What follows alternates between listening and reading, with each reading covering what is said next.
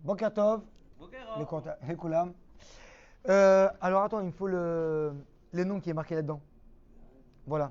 Alors, aujourd'hui, Bezrat Hashem, le cours, Léo Nishmat, Jacques Yitzhak et Marie-Louise Mimran Zal.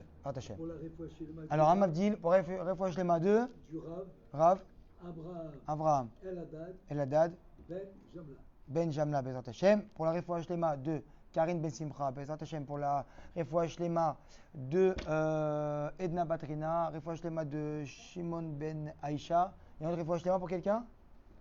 C'est bon? Allez, on commence. Bon, je sais pas qu'on a fait. Tu veux? Léo Nishmat, Myriam, Bat, Rose. C'est bon? Yalla, on commence. Fortuna, Bat Maya. Ça marche. Alors, on y va. Paracha Bayishlach. On met un peu la situation en place. On sait que Yaakov, il était là-bas à Haran chez Lavan. Il s'est marié donc à Rachel pour mettre un peu vite fait en place la situation. Il a essayé de partir. Et avant de partir, qu'est-ce qui va se passer? Il va envoyer donc des malachim, d'accord, retrouver entre guillemets son frère Esav qui lui avait le srout d'habiter en Eretz Israël. Pourquoi il avait peur Yaakov? Il avait peur parce que il y avait trois fautes que Esav aurait une différence entre eux et Esav. C'est-à-dire quoi? C'est-à-dire que Esav, lui, il avait le srout d'habiter en Eretz Israël. Comme vous savez très bien, le Hachem, ses yeux sont en Eretz Israël. C'est comme ça qu'on dit. Maintenant, son kavod, il est dans le monde entier. Dans le monde entier, il gère le monde à travers des malachim, à travers des anges. Et en Eretz Israël, qui viachol, c'est lui-même qui vient et qui gère ces choses-là. Donc en fait, quand une personne elle vient et qu'elle habite en Eretz Israël, ici, comme on sait très bien, c'est le terrain de foot entre guillemets. À Mavdil, ça veut dire quoi? C'est-à-dire que les entraînements, ils sont dehors. Maintenant, on peut un peu, quand on joue au foot, on passe le ballon, on va un peu à droite à gauche, on peut dépasser un peu les limites. Mais quand on vient maintenant sur le terrain, alors là, c'est bien délimité, bien cadré, il y a les goals, il y a des arbitres, il y a tout ça. Ça s'appelle Eretz Israël. C'est pour ça que les gens, quand ils viennent, ils disent, je comprends pas. J'étais en galoute, entre guillemets, j'étais en France. Ma vie a été super. On avait le temps de se promener avec les enfants. On avait notre dimanche. On gagnait 3 000 €. On vivait comme des rois. On vient ici en Eretz Israël. On gagne 4 000 €. L'euro, il a baissé. Ou c'est Shekel qui a monté plus tôt. La vie, elle est très chère et tout. Mais qu'est-ce qui se passe? Ici, là, c'est mettre, on voit qu'on vient et qu'on vit sa vraie vie. Le vrai combat, c'est en Eretz Israël. Et bien sûr, quand on comprend bien, il faut qu'il y ait un Yetzirah qui soit au même niveau pour que nous, on puisse avoir un mérite, d'accord, d'habiter là et à 120 ans de récupérer tous ces fruits-là. D'accord? Parce que très bien que la mitzvah, on ne récupère pas les fruits de la mitzvah dans ce monde-là, à part quelques-unes, mais les fruits de la mitzvah sont récupérés à 120 ans. Donc, il avait, et ça, le fait d'habiter en Eretz Israël, c'était un point qu'il avait plus que Yaakov. Il avait le kivud Av, d'accord, parce que lui, il pouvait respecter son père, respecter sa mère, d'accord, même s'il respectait beaucoup plus son père que sa mère. Aval, même si Yaakov, il a écouté ses parents, Yitzhak et Rivka, ils lui ont dit de partir à Haran chez Lavan, on sait très bien que quand même, il est parti donc 20 ans chez Lavan, 14 ans qu'il a étudié dans les Yeshiva de Shem et Ever, donc, et il y en a qui disent encore 2 ans pour aller et revenir, d'accord? Donc entre 34 et 36 ans d'absence, qu'il n'a pas fait Kivud Avaim, et que Esav l'aurait fait. Donc ça c'est le deuxième point, d'accord? Que Esav a de plus que Yaakov. Et maintenant, le troisième point, c'est quoi? C'est que Yaakov, il a fait quand même malheureusement une faute. Le fait que lui, il vient et qu'il a trompé son père, même s'il a écouté sa mère par rapport à ça, qu'il a trompé son père Yitzhak pour les brachot, qu'il a dit qu'il était Esav alors que c'était Yaakov. Alors qu'est-ce qui se passe? On va lui faire la même chose quand il s'est trouvé à Haran. Que en fait lui aussi, on lui a fait épouser Léa à la place de Rachel et il s'est marié donc avec les deux. Mais comme on avait rappelé la dernière fois qu'un homme, par rapport à dans les lois de la Torah, t'empêche de te marier avec 2 femmes, d'accord? Alors quoi? Alors vu que tu ne peux pas marier avec 2 femmes, alors normalement il y aurait un problème. Mais vu que là il n'y a pas encore un Torah qui a été donné, Tachles, même si la voix qui fait toute la Torah, alors qu'est-ce qui se passe? Pardon? 2 sœurs, Mechila, 2 sœurs. Et donc on passe par avec 2 sœurs. Donc qu'est-ce qui se passe? Yaakov revient en Eretz Israël. Et là, qu'est-ce qu'il y a? Dès qu'il rentre en Eretz Israël, qu'est-ce qui se passe tout de suite? Rachel, elle accouche de Benjamin et elle part, et elle meurt. Pourquoi? Pour lui rester une seule femme. Parce que ici, on voit tout de suite que en dehors d'Eretz Israël, on peut jouer un petit peu, on va entre guillemets fermer les yeux, ou on va te échelonner. Malheureusement, t'as pas de correction, mais ton tikkun en longtemps, alors qu'en Eretz Israël, on voit que c'est tout de suite. On voit que quelqu'un qui vient, par exemple, qui arnaque une personne, on voit que peu de temps après, il va se faire attraper, ou il va payer ça, ou il va le payer d'une manière ou d'une autre. Pourquoi? Parce qu'en Eretz Israël, tout va très très très très vite. D'accord? Alors que maintenant, donc, on voit très bien que quoi? Yaakov qui était marié avec deux sœurs et qui est resté donc marié avec elle pendant pas mal d'années, dès qu'il rentre en Eretz Israël, là, tout de suite, Rachel meurt, d'accord? Et il reste donc avec Léa, avec pas beaucoup, quelques années, parce que Rachel est morte, je crois, à l'âge de 36 ans, et Léa à l'âge de 42 ans. Donc voilà, pour faire un peu le topo. Maintenant, entre-temps, donc il revient, et quand il repart lui tout seul, d'accord, rechercher, donc ça c'est encore un autre cours, les fioles d'huile. Qu'est-ce qui se passe? Là-bas, il rencontre un ange qui vient et qui se bat avec lui. Et donc là, on voit que c'est l'ange des Saves. Et l'ange des Saves, que Rahamim viennent, ils disent que c'est qui? C'est le Yetzer Hara. Bémet, c'est l'ange des Saves, c'est le Yetzer Hara. D'accord? Esav, qui lui, il vient maintenant, c'est quoi cette image du Yetzer Hara? Esav représente quoi? Il représente ce que les autres pensent de moi, d'accord, donner une bonne image, d'accord, très important de venir à la synagogue souriant, bien, propre et tout, d'aller au travail, de montrer une bonne image. Par contre, tu rentres à la maison, bas les masques, on enlève, ça y est, monsieur est transformé, c'est plus la même personne. Ou une femme qui vient, qui va dans une boulangerie, bonjour madame, comment ça va, et vous, elle parle et tout va bien. Dès qu'elle rentre dans la voiture, elle parle avec son mari, tout de suite, bon bah écoute, allez vas-y, dépêche-toi, on est en retard. Il est où le sourire que tu as fait à la personne qui est dehors? Il est plus le même dans la voiture là avec ton mari? Je comprends pas. Il n'y a plus la même chose. Donc qu'est-ce qui se passe? Ça c'est une partie des saves qu'on a eu, une partie des Tzara qu'on a en nous, de faire bonne figure dehors. Mais par contre, Tarles, genre à la maison et avec les gens que je suis très familier, pas la peine. C'est bon, je vais être moi-même. D'accord? Donc en vérité, tu vois que quand tu es en dehors, tu joues un rôle. Quand tu rentres à la maison, tu es toi-même. Et peut-être que l'image que tu as et qui est toi-même à la maison n'est peut-être pas celle que Akadosh aurait voulu de toi. Donc ça c'est une prina, d'accord. L'autre chose c'est je fais ce que je veux, d'accord. C'est moi, je décide, d'accord. Ce que j'ai envie, généralement on dit pourquoi? Parce que le ratson c'est vouloir et les envies c'est les ta'avot, d'accord. C'est les kiffs qu'on veut se faire entre guillemets à droite à gauche qui sont peut-être pas tout le temps dans le chemin de la Torah. Et quoi? On n'a qu'à m'accepter comme je suis. Ça veut dire quoi? Ça veut dire que la personne elle vient se marier. Alors écoute, moi, entre guillemets, que je veux donner une femme ou un mari pour te parfaire, pour être mieux, quelqu'un qui a des grosses phobies, quelqu'un qui est très radin, quelqu'un qui est très colérique, tous ces gens-là qui sont là, s'ils vivent tout seuls en ermite ou célibataires à vie, d'accord, dehors ils peuvent être bien, parce que ça veut dire genre moi on m'énerve. Enfin, je m'énerve quand on m'énerve. Donc, quand je suis, moi, je suis pas quelqu'un de colérique, je suis pas quelqu'un de nerveux. Mais par contre, il faut pas m'énerver parce que sinon, je m'énerve. D'accord? Donc, ça veut dire que quoi? Donc, tu te travailles pas. Donc, quand on est dehors, 5-10 minutes à parler avec les gens, on peut tout de suite couper court. Mais quand on est à la maison, Akadosh Baruch Hu te donne une famille pour pouvoir te parfaire. Donc, ça veut dire que quoi? Ça veut dire que maintenant, quand on dit, on n'a qu'à m'accepter comme je suis, d'accord? Je changerai pas.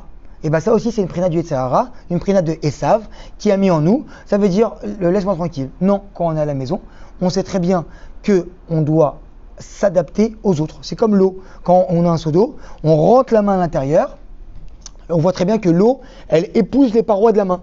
Pourquoi? Parce que nous, on doit s'adapter. Il y a des moments malheureusement où, comme avec les enfants, on doit être dans la même prina de l'eau, d'accord? Mais au niveau, quand on la met au congélateur, quand elle durcit, ça veut dire que l'eau qui durcit, elle est de la glace. Il y a des moments, il faut être dur, il faut donner les limites aux enfants. Et il y a des moments où carrément on est dans une autre dimension de l'eau qui est à l'état gazeux de vapeur. Et là carrément on doit s'effacer. Donc il y a des moments quand tu rentres à la maison, que ton mari a eu un coup dur et que malheureusement il est dans une mauvaise passe, ou que ta femme a eu, excusez-moi du terme, a eu ses règles et qu'elle est aussi elle dans un moment d'hormones élevées, et bien il y a des moments où il va falloir s'effacer.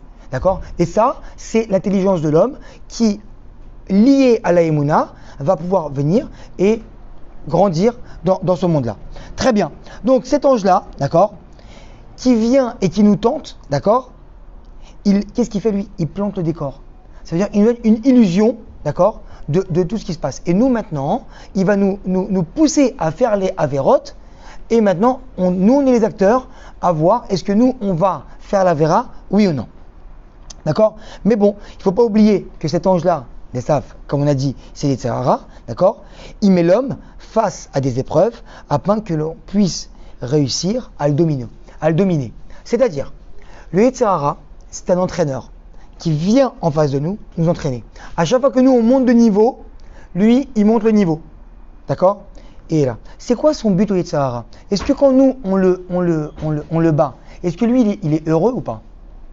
D'après toi, Henri, il est heureux, Yetzer Hara? Bien sûr qu'il est heureux.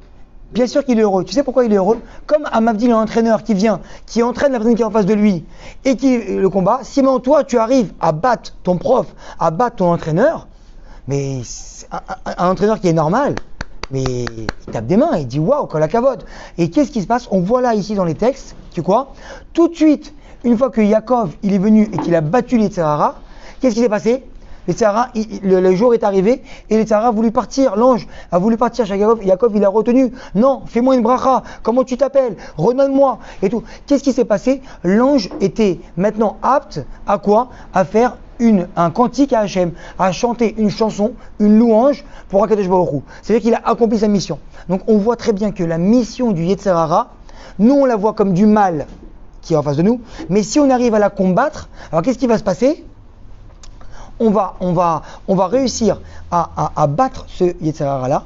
Et quand on part maintenant de l'autre côté, en coulisses, et on voit qu'est-ce que Yetzer Hara il pense de ça, il se dit, mais kol hakavod, tu as réussi à me battre. Moi, j'ai monté le niveau, mais toi maintenant tu es venu et tu m'as battu. Et le fait que tu m'as battu, maintenant, j'ai fait vraiment le Retzon d'Hachem. Ça veut dire quoi? Je t'ai entraîné et tu es une personne qui est apte à être réalisée dans ce monde-là. Et voilà. D'accord? Alors, on voit que quoi? Que dans la Torah, le Yetzer Hara, il est venu embêter qui? Il est venu embêter Abraham, il est venu embêter Yitzhak, il est venu embêter qui? On ne voit pas que Abraham il s'est battu avec des anges. On ne voit pas que Yitzhak il s'est battu avec un ange. Abraham, c'était qui Abraham? Abraham, il représentait, comme vous savez très bien, le Chesed. Abraham, c'était la Tzedaka, c'était tu reviens à la maison, viens mon fils, viens mon ami, viens mon frère, rentre, je te sers à manger, je te fais du bien. Et c'était un homme de Chesed, il faisait du bien autour de lui. Ça veut dire que c'était vraiment waouh. Et on voit que le monde, il tient sur le Chesed. Donc tu aurais pu te dire que c'est le Icar, c'est le principale chose de ce monde. Mais non. Il n'est pas venu voir Yetzer Hara, il n'est pas venu voir Abraham. Est-ce qu'il est venu voir Yitzhak? Il n'est pas venu voir Yitzhak. Yitzhak, c'était la Gvura. Yitzhak, c'est la prina, exactement. Ce que nous, on prend de Yitzhak au jour d'aujourd'hui, c'est la rigueur dans le travail de la Torah. C'est-à-dire qu'une personne qui vient, qui arrive à mettre le réveil, se réveiller, pour venir à la Tfila tôt, pour aller au Talmud Torah tôt, pour ne pas répondre quand ses parents lui font des critiques, d'accord, et on doit faire un kivud avaim, donc on répond pas à ses parents. Donc tout ça là, c'est la prina de Yitzhak. Je me contiens, c'est dur, mais je le fais, je prends l'attribut de rigueur qui est en moi et je le mets au service de la Torah et je me mets de côté, d'accord. Ça c'est tout ça. Maintenant, on voit que Yetzer Hara, il est venu embêter qui? Il est venu embêter Yaakov. Pourquoi? Parce que, en fait, il n'est pas venu ni embêter ni Abraham ni Yitzhak, il est venu embêter que Yaakov. Parce que Yaakov, lui, c'est qui lui? Ish, Tam, Yoshev ou Alim. À partir du moment où tu viens, où tu étudies la Torah, pas pour étudier la Torah, pas pour en prendre un livre et dire je vais passer un peu de temps, je vais apprendre quelque chose, je vais grandir un peu. C'est pas pour ça. La Torah, on l'étudie seulement et seulement. La kavana qu'on doit avoir dans la Torah, c'est quoi? C'est quoi? C'est de venir se rapprocher d'Akadosh Baruch Hu. Ça se vient, oui.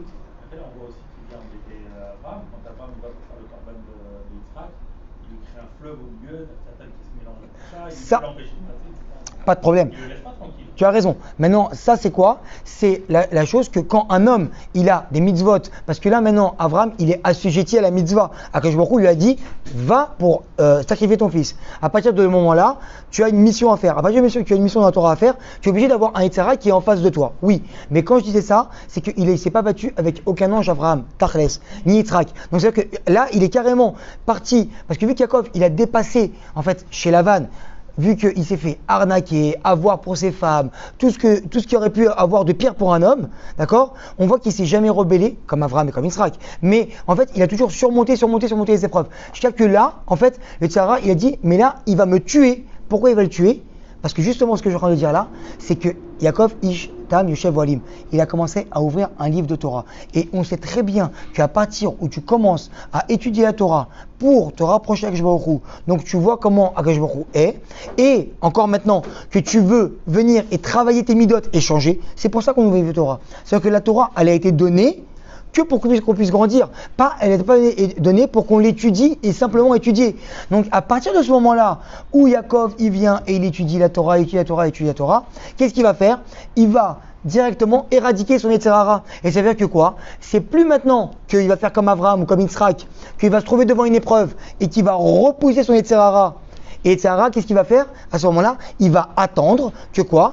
Que tu sois dans un moment de faiblesse. Et quand tu es dans un moment de faiblesse, boum, ça veut dire quoi? C'est qu'il y a une personne maintenant qui vient, qui gagne un peu d'argent.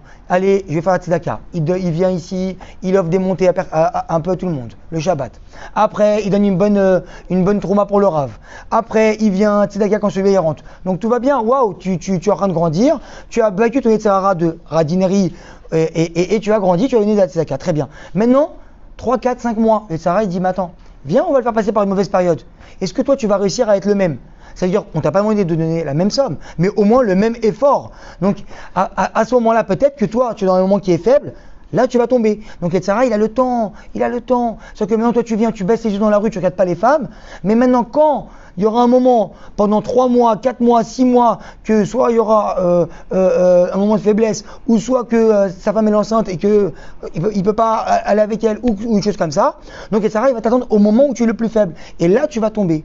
Mais il y a une autre manière de combattre le Yetzer Hara, qui là est tout autre. Et ça, c'est le Baal Shem Tov qui la ramène.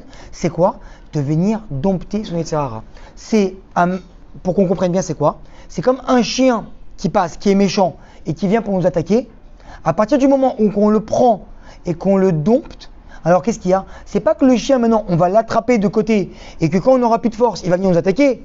C'est qu'on va le dompter pour qu'il vienne nous aider. Et que quand maintenant on va voir quelqu'un qui est malvoyant, qui est aveugle dans la rue, on va pouvoir carrément lui donner un chien pour qu'il le guide lui-même. Et on a transformé son Yetzer Hara en Yetzer Tov. Ça veut dire qu'on a dompté le Yetzer Hara. Et à partir du moment où tu prends ton Yetzer Hara et tu le rentres en toi et que tu le ramènes toujours dans un chemin droit et que tu ne déroges pas ni à droite ni à gauche et que tu l'as pris bien, et bien à partir de ce moment-là, qu'est-ce qui s'est passé? Tu ne peux plus tomber parce qu'il n'y a plus de moment de faiblesse. Parce que même quand tu as une faiblesse, le chien il est encore avec toi et il t'aide. Et c'est exactement la même chose que quand maintenant à Mavdil on prend des chansons, d'accord? Qu'on chante, qui sont dans le rôle malheureusement, et ben qu'est-ce qui se passe? Tu regardes beaucoup les Nachman, ils font beaucoup ça. Ils prennent ces chansons-là et ils leur mettent des paroles de Torah à l'intérieur. Pourquoi? Parce que tu as transformé la matière, d'accord, en spirituel. Sur les ta'avot que tu avais, sur les tentations que tu avais pour écouter la musique qui ne parlait pas d'Hachem, qui était rôle et tout ça, et ben toi tu changes les paroles, alors tu prends maintenant le rôle et tu transformes en Kodesh. Et c'est exactement pour ça que Yaakov il est comme ça. Yaakov il est comme ça. Pourquoi? Parce qu'on sait très bien, comme on a dit tout à l'heure, Abraham il est chesed, d'accord? Yitzhak il est din, ça veut dire il est la difficulté, la rigueur comme on a dit. Tu prends maintenant le chesed, d'accord, que tu vois dans le jour.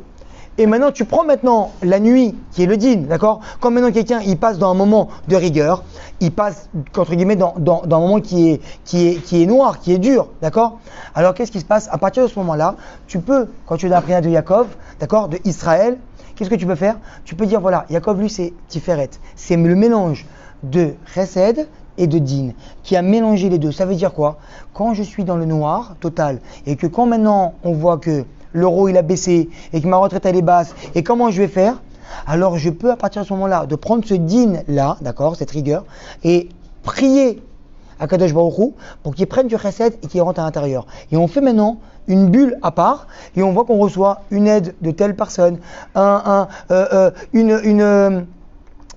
quelqu'un qui vient maintenant et qu'on dit bah écoute voilà, j'ai trouvé une machine à laver, si tu veux elle est encore en état de marche, récupère-la si tu veux. Alors tu as économisé cette somme là. Et on voit qu'Akadosh Baruch Hu, il vient et à partir du moment où toi tu prends cette rigueur là et tu la transformes, tu changes ton état d'esprit et tu la transformes en chesed, de se dire Akadosh Baruch Hu il peut tout faire. Alors Akadosh Baruch Hu il vient et il rentre à l'intérieur de ta vie et il fait que maintenant tu vas devenir tu n'es plus c'est pas assujetti, mais en fait tu ne rentres plus dans un chemin de vie normal. C'est-à-dire que maintenant tu peux venir tu peux gagner 5000 shekels par mois et payer tes frais, acheter une maison, faire grandir tes enfants et tu peux tout faire. Pourquoi? Parce que maintenant tu as transformé le din qui est en toi en chesed. Ça veut dire quoi? Je sais que je gagne tant. Je sais que je dois rembourser tant. Je sais que maintenant, nous, genre j'ai un chidour qui s'est stoppé maintenant et que j'avais trouvé mon âme sœur entre guillemets et que maintenant que ce chidour il a cassé. Alors maintenant qu'est-ce qui se passe? Je ne suis plus dans une dynamique que je vois plus rien devant moi. Je vois que du noir. Je broie du noir. Alors maintenant quand tu viens, que tu as la émouna de dire que je prends ce din-là, et je sais que je il fait Akol et Tova, et Akol c'est tout est bien, alors que je dans ce noirceur-là, il vient te mettre la lumière, et maintenant c'est ça Yaakov, c'est qu'il peut prendre toutes ces épreuves-là, et les transformer et les ramener dans le bien et sortir de là. Et c'est pour ça qu'on voit que Yaakov est le plus grand de tous les patriarches parce que lui, il a réussi à prendre le chesed d'Abraham, le din de Yitzhak, les mélanger et transformer le din en chesed. Même quand maintenant j'ai un coup dur, et ben maintenant ça va faire que moi j'ai la émouna, j'ai le bitachon bachem que tout va aller. Alors maintenant je vais grandir et Akadosh Baruch Hu va venir te trouver la solution. Donc ça veut dire quoi? Pour résumer et donner une solution dans tout ce qu'on a dit là maintenant, pour partir avec une chose au moins dans la poche aujourd'hui, c'est que malheureusement, c'est les choses les plus simples qui sont plus banalisées. Mais c'est les choses les plus importantes.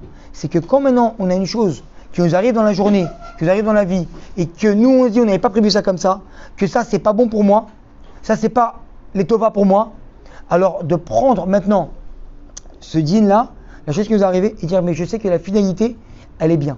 Quoi qu'il arrive, tout sera bien et je vais m'en sortir de là et tout va bien. Pourquoi? Parce que je sais qu'il y a une lumière qui vient, qui peut faire de la lumière dans la pénombre pour chaque juif. Et ça s'appelle la Hashgacha Pratit. C'est-à-dire que maintenant, dès que moi je suis pas bien, on sait que l'euro il va pas, mais pour toi, que je me retrouve, il va t'ouvrir une porte. Pour toi. Pourquoi maintenant? Parce que tu vas venir, tu vas te rapprocher d'Hachem. Tu vas prier à Kadosh Baruch Hu, soit Bessimcha, ou soit en pleurs. Pourquoi? Et on finira par là. Parce qu'on sait très bien que quand la porte elle est fermée, malheureusement, et que les femmes elles viennent et qu'elles passent, elles font la spongia, tu vois, genre elles lavent, et que leur torchon, il est encore bien humide. Tu sais, on lave comme ça sur les rebords, ok? Et quand il y a une porte, généralement en dessous de la porte pour qu'elle puisse passer, il y a toujours 2-3 mm de jeu pour que la porte puisse s'ouvrir et se fermer. Et quand maintenant tu passes et tu mets de l'eau, eh ben on voit que souvent l'eau elle peut passer derrière. Et même, ça veut dire quoi? Que maintenant, la prière, Sha'arei Dimal, elle ne s'est jamais fermée. C'est quoi? C'est que la prière avec les larmes, il y aura toujours une petite fente pour que l'eau puisse passer, pour pouvoir faire que la prière, elle passe malgré que la porte elle est fermée. Alors chaque juif, il doit comprendre que même si maintenant il y a un coup dur, que même si comment on dit ça? La globalité, elle n'est pas bonne, alors qu'est-ce qui se passe? C'est que pour toi, parce que tu vas, toi, penser que Yaakov, il transforme le din en chesed, alors pour toi, que je vois au Hu, il va venir te faire une coupe sur mesure, un manteau sur mesure pour toi. Même si tu dis, ouais, on a tous reçu les mêmes uniformes, pour toi. C'est-à-dire que maintenant, quand tu viens pour couper l'herbe, c'est pas que tu viens avec la tondeuse. Alors que je vois il va venir couper ton brin d'herbe à toi avec un petit ciseau et il va te demander, est-ce que tu veux un peu plus long, un peu plus court? Pourquoi? Parce que toi, tu as fait un lien entre toi et lui. Voilà.